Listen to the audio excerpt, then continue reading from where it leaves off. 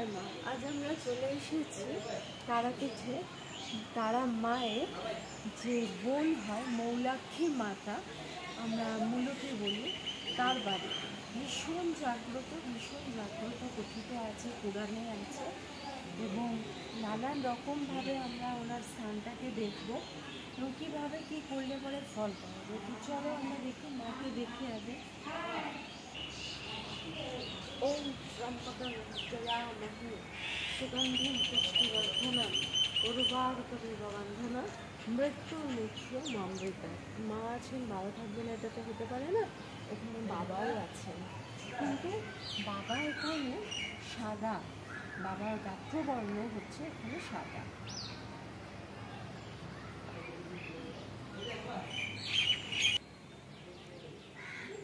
মা তারার এক সন্তান রূপে বামদেবকে পূজিত করা হয়, এবং বামদেব কিন্তু মা তারাকে নিজের মাই মানতেন, তো বড় মা বলে ডাকতেন। তো এখানে যেহেতু মৌলাক্ষী মাতা আছে, বাবা বামদেব থাকবেন না এটাও হয় না, বাবাও এখানে বিরাজিত এবং পূজিত হয়।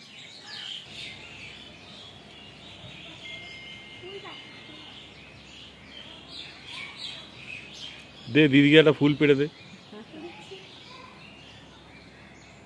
এখানে এসে একটা বাচ্চা মেয়েটির সাথে দেখা হয়ে গেল। ও দিদিকে একটা ফুল দিল, যে ও গন্ধরাজ, অপূর্ব গন্ধ, কিন্তু ভুল হলো আমি দুটো ক্লিপ আনলাম না, কী করে লাগাবো এখন এটাই ভাবছি। যাই হোক, চলো মাকে তোমাদের দর্শন করাই। একদম গর্ভগৃহে আমরা, এটা গর্ভগৃহ মায়ের, আমরা চলে এসেছি। মায়ের একদম এক হাত দূরত্বে আমি বসে আছি, নিজেকে অত্যন্ত সৌভাগ্যবতী মনে করছি, এবং ঠাকুরমশাই আছেন, উনি আমাদেরকে বলবেন, কারণ আমরা তো অতটা কিছু জানি না, তো উনি বলবেন মায়ের সম্পর্কে একটুখানি। কত বছর মা এখানে আছেন? মা এটা 700 বছর হয়ে গেছে। 700 বছর?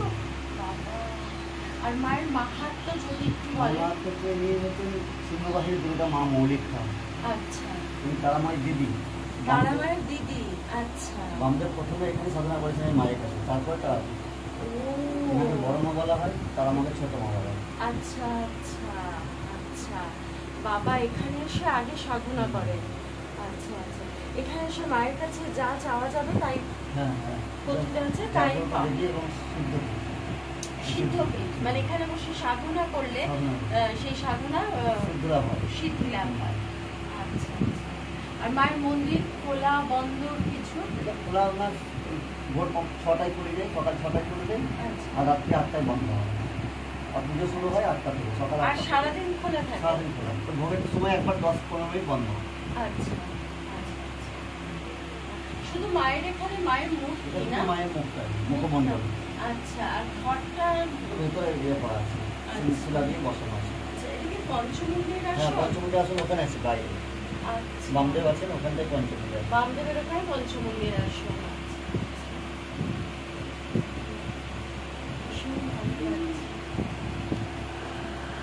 একটি শিলা আছে, এই শিলাটা দেখিয়ে দাও। ইনি মহাকাল ভৈরব। মহাকাল ভৈরব। আচ্ছা, মানে ভৈরবকে পুজোটা যেটা করা হয় সেটা মানে শিলাটাকেই পুজো করা হয়। আচ্ছা, মায়ের ভৈরব হচ্ছে মহাকাল। আমার পিছনে মন্দির দেখতে পাচ্ছ তোমরা, এটা অনেকটা জায়গা এবং অনেকটা বহু প্রাচীন মন্দির, 700 বছরের পুরনো, এবং এখানে না হোম কুণ্ড আছে। যারা যজ্ঞ করে তারা কিন্তু এখানে বসে যজ্ঞ করতে পারে।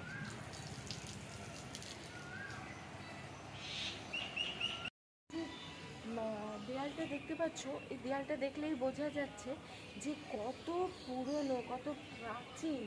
মানে এগুলো এরকমভাবে সেই সুরকির দেওয়াল যেটাকে বলে থাকে, ঠিক সেরকম সুরকির দেওয়াল, মানে বহু প্রাচীন। আর পিছনে কোন নদী বয়ে যাচ্ছে আমি ঠিক সঠিক তথ্য তোমাদের দিতে পারবো না, কিন্তু কোনো নদী। মন্দিরের কি বলবো, মন্দিরের স্ট্রাকচারটা দেখলেই বোঝা যায় যে কত পুরনো দিনের মন্দির। মানে এর মধ্যে না কোনো রকম নতুনত্ব বা কোনো বিশাল আভিজাত্যের ছোঁয়া কিন্তু এর মধ্যে নেই, যার ফলে কিন্তু মনে হচ্ছে যে তাতে যে মা এখানে আছেন, এবং পরিবেশটাও এত শান্ত, এত সৌম্য, এত ধীর, এত স্থির, এত শান্তি, যে তাতেও মনে হচ্ছে যে হ্যাঁ এখানে কোথাও মা আছেন।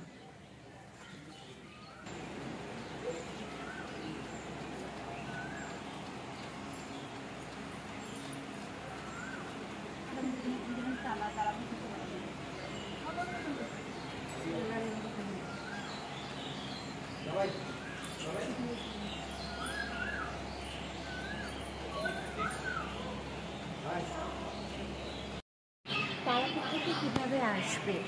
আমরা একটি গাড়ি বুক করে এসেছি, আমাদের সময় লেগেছে ওই 8 ঘন্টার মতো।